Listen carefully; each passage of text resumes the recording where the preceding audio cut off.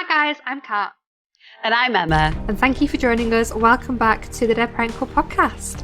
Each week we're going to be talking about what it's like to be members of the Dead Parent Club and also chatting to brilliant guests about their grieving journeys. We'll also be hearing from people far more qualified than us, giving some top advice on navigating this new normal. So welcome everyone to the Dead Parent Club. Today we're talking about socialising and grief, and like most subjects we cover, this will be different for everyone. Some people might be ready to get out there and crack on and see loads of people, whereas other people might want to stay and hide in. We're going to be talking about how we handle socialising, doing what you're comfortable with, and of course, our dear old friend, guilt. So let's Should we crack on?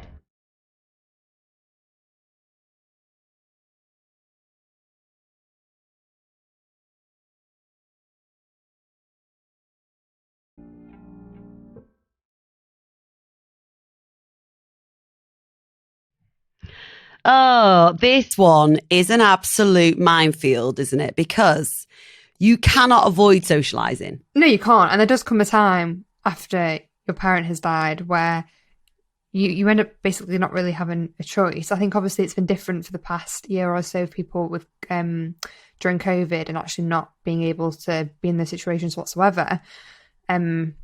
But in most usual aspects, at some point you are forced to socialise again, whether that be in the workplace or at like a family party, a friend's party. There's just so many situations where you might actually want to be like, oh, no, I don't want to go. It can be so anxiety inducing and it can actually make you feel more alone when you're forced into a situation where you have to socialise, for example, at work, because, you know, even if you're completely happy in your day-to-day life in the sense that you enjoy your job, you like the people there, or, you enjoy your friends, when you're grieving, everything just feels so empty and hollow, doesn't it? So It can be a really, really isolating feeling. For you, Kat, after your mum died, how long did it take for you to socialise? And do you think you ever felt comfortable with it? Oh, God. See, I was one of them, we've talked about this before, where, you know, after my mum died, I went and did like training and stuff for a new job straight away. And I literally was forced into situations with people that I didn't know.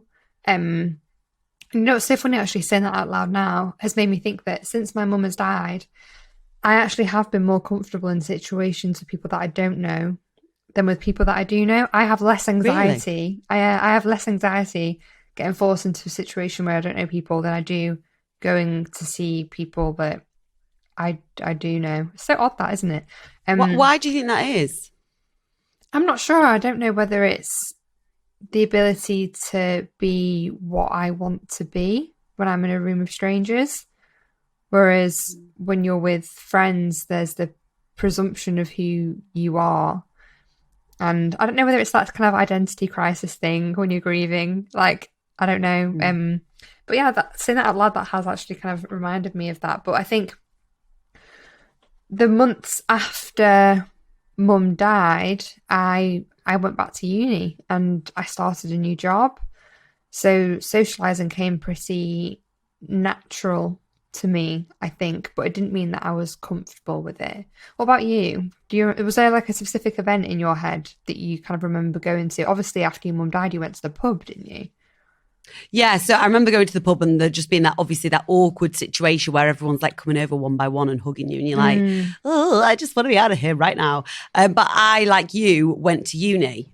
Straight after mum died, I went to uni and probably didn't realise it at the time, but my coping mechanism in terms of socialising was obviously there's alcohol at uni. So I just made myself feel, when I used to drink at uni, I would forget things, as in it made me feel good. I was forgetting what was going on.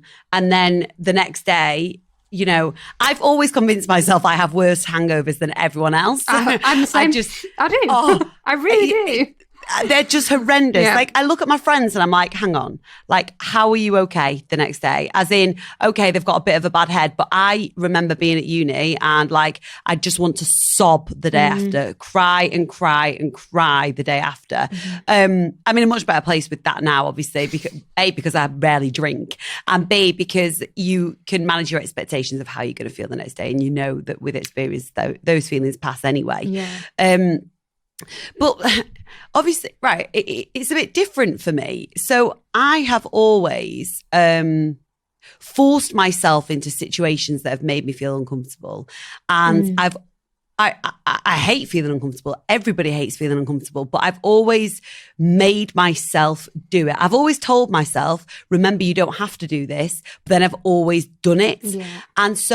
And over a passage of time in the job, in the line of work that I do, because I have to frequently work on camera and radio with different people who I don't know, I think actually losing my mum weirdly has stood me in good stead for that. Does that make sense? Because my go-to thing is always, Emma, you watched your mum die. You can go and do anything. And does it really matter what these people think? I mean, it does to a degree, but I also have this in the back of my mind going, Emma, you've done far worse in your life. And if these people don't like you or don't think you're any good, then so be it. But that has taken a long time. I was going to say, there. I think that's definitely something that comes with time after grief. Yeah. Like, because, it's a similar situation to me where I'm comfortable being with strangers. Like, definitely something that's happened because I'm just like, it's just me. Yeah. And it's kind of like, take me as I am. Yeah. But I also think, we're probably both quite lucky in that I know I have been surrounded by very good friends that knew my mum as well. So friends who, if I had a few drinks and I wanted to cry and talk about my mum, it was a safe environment, which is really, really, I feel very privileged to have been in that position. But I also understand that not a lot of people are really. And I think as you grow up, you realise that it's quite a fortunate position to be in, to have a really good group of friends. Especially friends that knew your mum so well, obviously because of her teaching at school and stuff. Like I know, for example, for me, I've got a very, very small selection of people that actually knew my mum quite well. And especially when I went to uni straight after, there wasn't anybody there that had actually ever met my mum. So, and actually talking about that is something that obviously we asked a few questions to like the grief community online today about how they reacted to it. And one thing that I'm surprised didn't come up was the whole feeling like you're known as the girl or the boy with the dead parent, because I feel like that plays a huge part in going back into social situations. It definitely did for me at uni. I vividly remember crying one night to this guy and being in the bar and being like, I don't want to be the girl with the dead parent. And he was like, you're not. And I was like, I probably was for a while because everybody saw what had happened. And I think, I know that so many people feel the same. Did you feel like that when you were at uni? Oh, I felt like that as soon as mum had died. I was like, just locally. Yeah, I remember saying, I don't want to be known as the girl with the dead mum, because I remember a girl in primary school losing her mum. And I remember thinking, oh, she's the one with the dead mum. And I was like, that's me now. And it was this awful fear. But I wonder why. I wonder why we're scared of being known as that. Like, what is that? I think, well, I can only speak from my point of view. I hate making anybody feel uncomfortable, first and foremost. So, and I feel as though when people find out that kind of thing, a lot of people, if they've not experienced that kind of loss, they don't know how to deal with it. So you know immediately, through no fault of your own, you're going to make someone feel uncomfortable.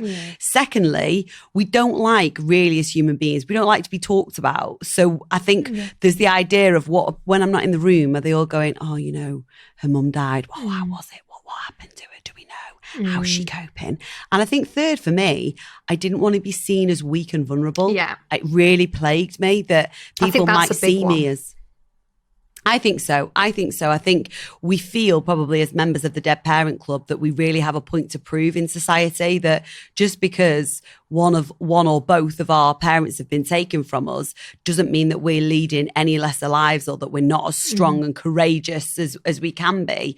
And it's ridiculous, really, because, why do we feel the need? We don't have to prove anything to anyone. Yeah. But there is a real burning desire to show the world we're okay, isn't there? Yeah, massively. And you know what as well, like kind of going back to your comments about like being at uni and drinking and stuff, I think that as well is something that a lot of people might end up leaning on as well. And I know if you're in that environment, you're naturally going to lean towards alcohol. But my brother, the one thing he said to me after my mum died was, don't drink for the next 3 months. And you know what? I actually stuck to that. I did bloody well. Like I didn't get boozy for 3 months. Wow. And then the night that I did, woo. Oh no. Wow. What was that like? You know what? I had a good night. I was with all my best friends at uni. We're at a campus bar. It was fun, but I got way too drunk. I was thrown up outside my friend's car. I thought my friend was a taxi driver, and I was talking like, "I'm sorry, taxi driver," whilst I was thrown up. and then I realised that she wasn't a taxi driver, and I was like, "Oh, it's fine." And then I threw up in a car, and it was just, it was a mess.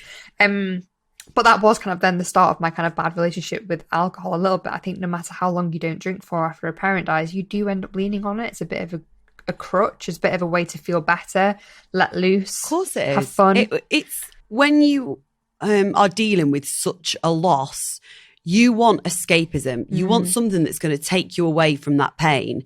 And unfortunately, the unhealthy habits, the unhealthy ways of managing that are often the quickest fix. You know, exercise can help us, eating well can help us, but it has to be sustained over a long period of time. And it's not that instant gratification we crave, because there is such a loss, a deep hole inside us, that we want anything to fill that void. And alcohol, you know, in that moment allows you to forget. It allows you to forget what's going on. Or if you do remember, it allows you to express it with tears and crying your eyes out in the toilet to strangers, and then you'll probably regret it the next day. Yeah, massively. I was just going to say, like, we've talked about obviously going out kind of those social situations where alcohol is involved and stuff, but what about those social situations that are just friends meeting up as a group in the weeks after your parent died? Because you kind of have those friends that you would have frank and honest conversations with, and then you have those friends that are very surface level. So how did you feel about seeing people like in the street or in a social occasion where you had to kind of mingle? I didn't like it. No. I didn't like it. I very quickly after Mum died came to realise how important it was to feel safe around certain people, to have people in your world that make you feel safe. And by safe, I don't mean that, you know, if someone was breaking into your house, they'd be there at your front door, keeping them away. I mean, people who make you feel heard, like your feelings are valid and that you're wanted. And death has a very quick filtering system for that. Oh, yeah. Because everything is brought into focus, and those people who you do have superficial relationships with, or those who you might see in the street or say hello to at a party, you realise I have nothing to say to you. I don't know what to talk about, because I know there's almost this weird internal dialogue going on going, well, I know they know my mum's died and we're not close enough friends for them to probably really know what to say. So we're both just having small talk. Or they'll go, I'm really sorry to hear about your mum. And then you go, okay, thanks. Tumbleweed, like... Yeah, because like, what do you say? Oh, well, you know, it was a long time coming. Then you find yourself trying to make them feel better. Don't worry about it. If it's not a friend that you can surround and say, thanks, I'm really hurting right now, I'm really struggling with it, then that's not really a friend, is it? Because it's just an acquaintance. And I think walking past acquaintances and being in a room with acquaintances straight after like loss is... it's actually sickening. It's horrible. It's like a funeral, isn't it? Like, it's like a funeral on steroids constantly, where you've got people that you have to talk to. Yeah. And all it does is exaggerate that feeling of, oh my God, I'm the girl with the dead mum. Yeah, they've got what I don't have. Yeah. And also you feel like people are looking at you and all they're thinking is, dead mum, dead mum. She's got the dead mum. It's horrible. It is horrible. But do you know what? I think that fades with time. And I think it's really important to offer perspective on this, because if you're a newly bereaved son or daughter, or you've lost someone close to you, it's really easy to feel, and I did for many years, like, oh my God, this is just me forever in any social situation. But it's not. Because people see you and you come into your own with time. You just naturally come into your own, and people see you far beyond that, far beyond that. And secondly, because unfortunately, the older you get, the more people around you die. So the more you are not just that one person who's had a loss. Does that make sense? Yeah, 100%. So whilst, you know, the latter isn't a nice thing, I want, if you're listening to this now and you are newly bereaved, I want you to please take some comfort in the knowledge that I promise you won't feel like the girl or boy with the dead parent forever. No, absolutely not. Apart from unless you're hosting a Dead Parent Club podcast, in which case Yay! you might be. Did you, Kat? Because the other thing is, you and I, just as a side note, we use humour a lot. Did you feel early on, because we do now in social situations, we make jokes and stuff about death because that's who we are. Did you feel like you had to do that early on to kill awkwardness? Painfully so. I'm looking back at when I was like working in Pandora in the weeks after my mum died, and the jokes that I would just crack, and every single workplace I've ever worked at, I think I've always made jokes about it. I think until more recently I've there's girls that I work with now that I feel I can talk openly about it with, but it's just a way to, you want to feel seen, don't you? And you want people to acknowledge your experience in this space. And sometimes you never get opportunity to do that unless you joke about it, which is such a crappy truth. But people, sometimes the painful truth is that people aren't going to ask you about it all the time, especially in a working environment where people are quite uncomfortable to do it. So I think, I would always be the girl with the dead parent jokes and making other people feel uncomfortable. It was like my forte. I also think that being that girl, though, it kind of ties into the whole thing of, even though you want people to hear you, you want to be heard and you want people to know what you are going through. I think the humour element comes from a place of still trying to make sure everyone else knows that you're okay. I'm all right. Look at me. Yeah. See, I can laugh about it. It's fine. Inside I'm dying. Everything's fine. House is burning. God, it's so hard. And loads of you have been in touch, like Kat said, on the Dead Parent Club Instagram about how you think people, like coping mechanisms, how you think people should approach it and stuff. We've had loads of feedback, haven't we? Yeah, we have had tons, and the way people approach different situations. And I think one of the biggest things that people should take away from this is knowing to take it at your own pace when you're getting back into kind of social situations, because it is daunting and it is scary. And if it takes you a couple of months to go out and see friends, then so be it, that's fine. But don't feel a pressure to go to that party the week after or go to that family celebration a month later. You're right. And I think as well, there is, because we don't like the pain of grief, there is a natural thing of you want life to get back to normal as much as you know it really quickly. But unfortunately, like with anything that hurts, it's a journey that you're going to be on. And usually, sweeping generalization here, but usually getting straight back out and socializing with people could burn you out early doors before you've even had a chance to take hold of yourself. 100%. And especially if you're in a situation where you can't talk to the people around you about how you're feeling, constantly having to kind of crack jokes or reassure other people. Somebody actually messaged and said that the things that she did for herself afterwards were she focused on the people that she could have open and honest conversations with, and she met up with those people one-on-one or in like small groups of like 2 or 3 of them that she could actually talk to. And then the other people that we were talking about before that she would have to make small talk with, she avoided like the plague. And I was like, that sounds like a really good idea. No, and do you know what? One of those points as well I really can appreciate is that whole one-on-one thing. Don't force yourself to be in a group, because it's very easy to feel isolated, drowned out and not heard if you're in a group of friends, because especially if they're all having a really good time laughing and joking, it's easy for you to kind of shrink and feel like, I don't really want to be here. But I think one-on-one one-on-one can really provide that kind of depth of conversation if you're sat with the right person.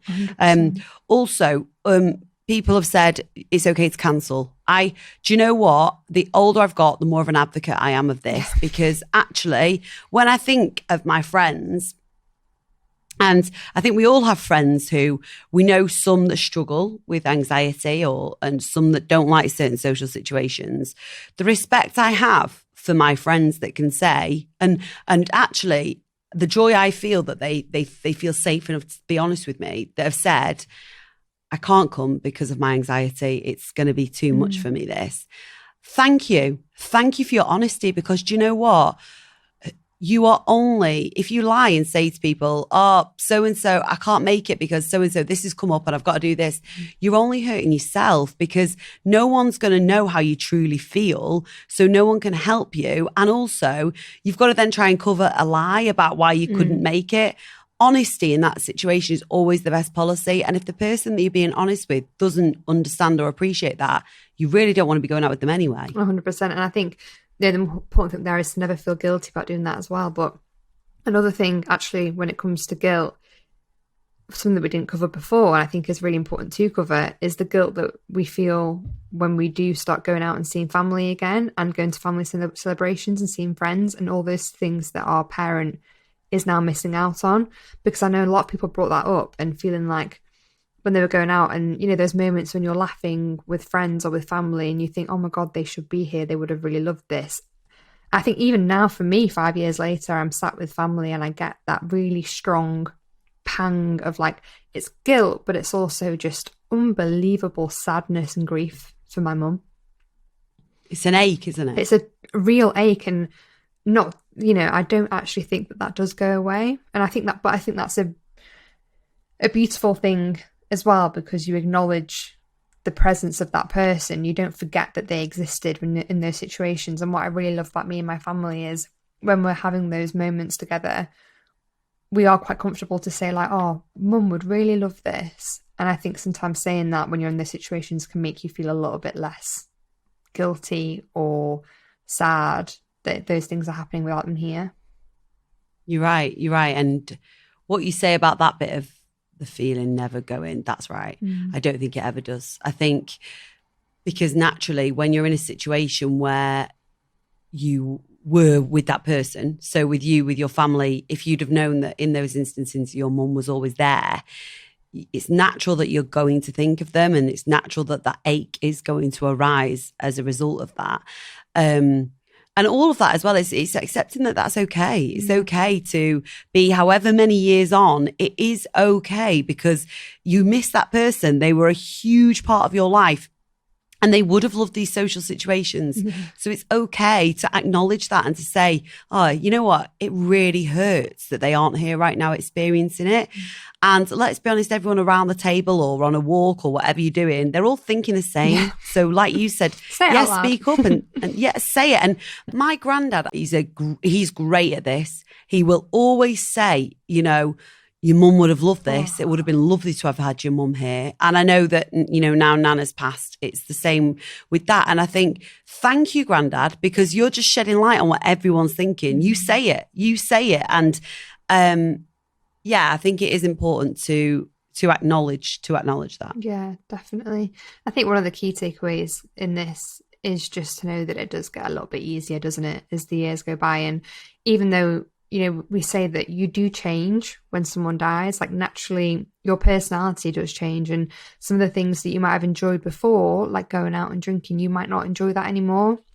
And that's okay. So don't feel pressured to go back to the life that you lived before, because those kind of things might not be valuable to you now. You might prefer to sit in with friends and actually have meaningful conversations and stuff. And I think just knowing that whoever you do choose to confide in and whoever you do end up being in yourself, you will find things that you enjoy doing again together outside with people. It just might be a little bit different. Yeah. And that's okay. And don't feel pressured by the people that are your friends to be that person that you were before your loved one passed away, because if it's not going to make you happy, it's not worth doing. And Kat's completely right. You've got to do whatever makes you feel good. Do not feel forced into doing things that you don't want to do.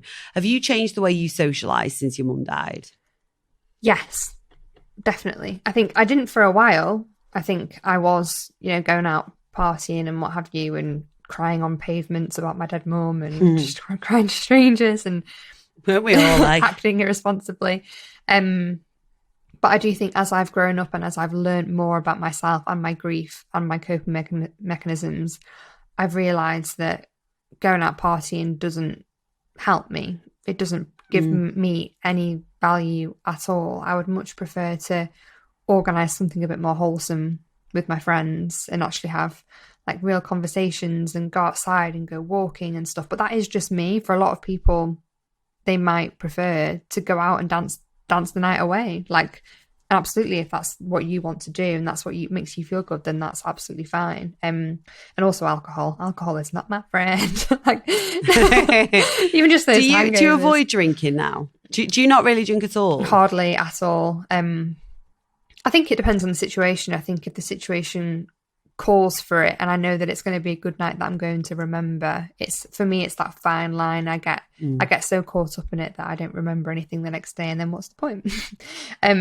So it is kind of finding that fine line. But yeah, I'd hardly drink at all, and you know what, I love it. I love having my weekends not being hungover and being able to like work out or go for a walk or just spend time with my family and not feeling like I'm going to die. What about you? You're right. And like you say, it is all personal. It's whatever works for you.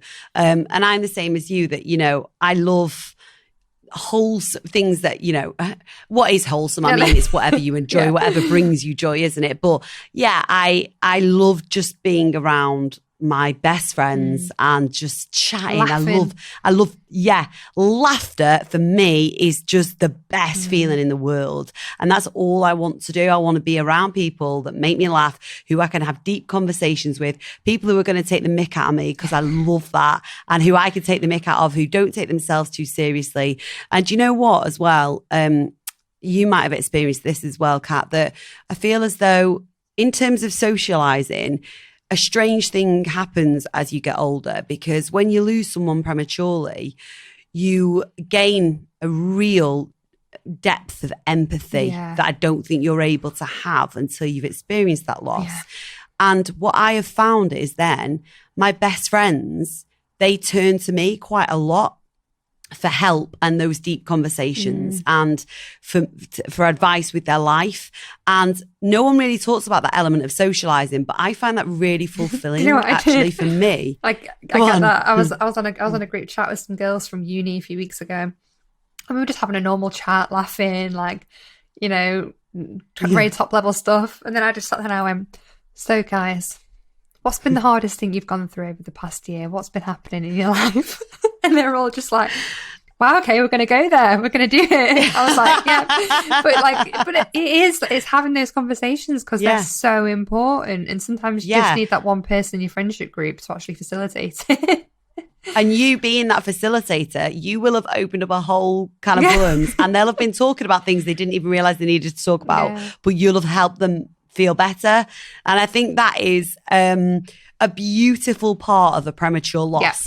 For all the shit of it, there is something so special about being able to truly, truly help the people you love when they turn to you, and knowing that they feel safe with me. The way I felt safe with them, they feel that way. And what a nice feeling that is, and what a legacy. You know, for example, if your mum knew that you were that person in that group chat, she would be so proud of you, because she'd go, that's my girl, opening up those conversations and allowing others to talk. And I think that element, that aspect of grief is so often overlooked, that it gives us I wouldn't call it a gift, but, you know, that life experience at an early age, it changes you and shapes you and molds you into a person that, in my experience, can help others. And that's wonderful. And where you might feel like you're not being a good friend anymore by saying no to these social occasions that you feel uncomfortable in, know that you are probably the friend that somebody desperately needs when they're going through a hard time. Yeah. And what better friend? Isn't that what friendship is? 100%. Yeah. You're there for the highs and particularly for the lows. I feel like that's everything, all of our advice, isn't it? It is. I think we've put socialising in a nutshell.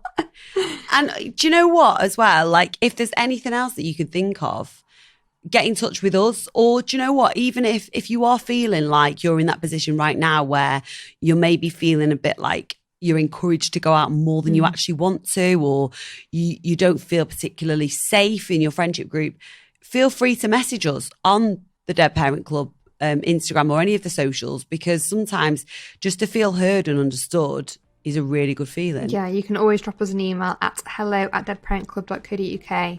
You can message us on Instagram at Dead Parent Club Podcast, on Twitter at DPC Podcast, and on Facebook at Dead Parent Club. Thank you for Have a listening. lovely We'll see you next week. Bye.